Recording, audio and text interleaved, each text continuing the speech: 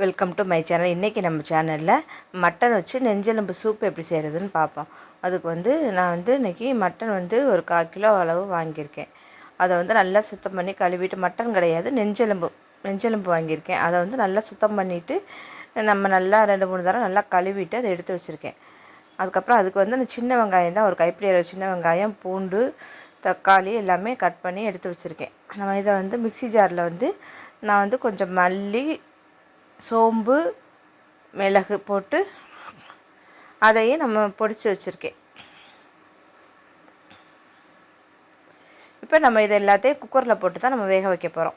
இப்போ நான் அதுக்கு ஒரு குக்கர் எடுத்துகிட்டு குக்கரில் இந்த நெஞ்செலும்பு பாருங்கள், நெஞ்செலும்பு கறி மாதிரியே தான் இருக்குது. விலையுமே கறியோட விலை தான். நெஞ்செலும்பு உடம்புக்கு அவ்வளோ நல்லது, ஹீட்டை குறைக்கும், நல்லா குளிர்ச்சி தர்றது. உடம்பு அசதியாக இருந்தாலும் நம்மளுக்கு அந்த டயர்ட்னஸ்லாம் போக்குறதுக்கு இந்த ஆட்டுக்கறி நெஞ்செலும்பு சூப் வச்சு சாப்பிட்டோம்னா உடம்புக்கு அவ்வளோ நல்லது.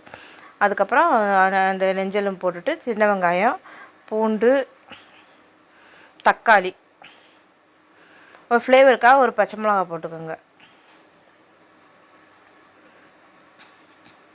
1 2 நம்ம காரத்துக்கு தகுந்த மாதிரி போட்டுக்கலாம். நம்ம மிளகு தான் காரத்துக்கு போட்டிருக்கோம். சின்ன வெங்காயத்தோட காரம், பூண்டோட காரம் எல்லாமே இதில் வரும்.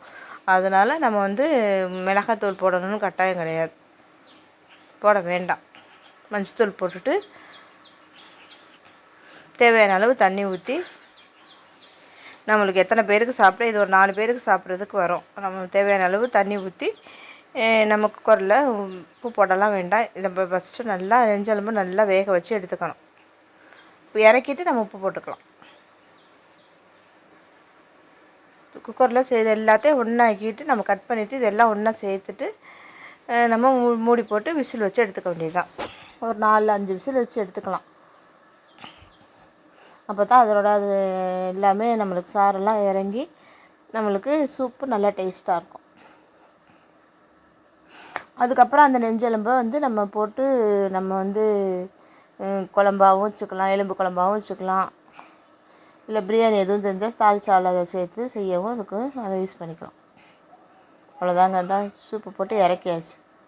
நல்லா நெஞ்செலும்பெல்லாம் நல்லா வெந்து வந்திருக்கு. சூப்பு நம்மளுக்கு நிறையா கிடச்சிருக்கு. இப்போ தேவைப்பட்டால் இன்னும் கொஞ்சம் தண்ணி சேர்த்து நல்லா கொதிக்க வச்சுட்டு, காரம் பத்தலை உங்களுக்கு பத்தாத மாதிரி தெரிஞ்சுன்னா கடைசியில் மிளகுத்தூள் கொஞ்சம் போட்டு நம்ம சாப்பிட வேண்டியதுதான். அவ்வளோதாங்க, உடம்புக்கு அவ்வளோ நல்லது. இந்த ஆட்டுக்கறி நெஞ்செலும்பு சூப் நம்ம மாதத்துக்கு ஒரு தரமாவது செஞ்சு சாப்பிடணும். இறக்குனதுக்கப்புறம் தேவையான அளவு உப்பு போட்டுட்டு நம்ம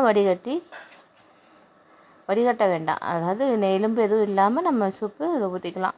இல்லை நம்ம காலையிலே சாப்பிடணும் அப்படின்னா நம்ம ஒரு பவுலில் ஒரு ஸ்பூன் போட்டு அதை அப்படியே 4-5 பவுலில் செய்து போட்டு நம்ம சாப்பிட்டுக்கலாம். எலும்பையும் எடுத்து கடித்து சாப்பிட்டுக்கலாம். காலையில் சாப்பிட்றது உடம்புக்கு அவ்வளோ நல்லது.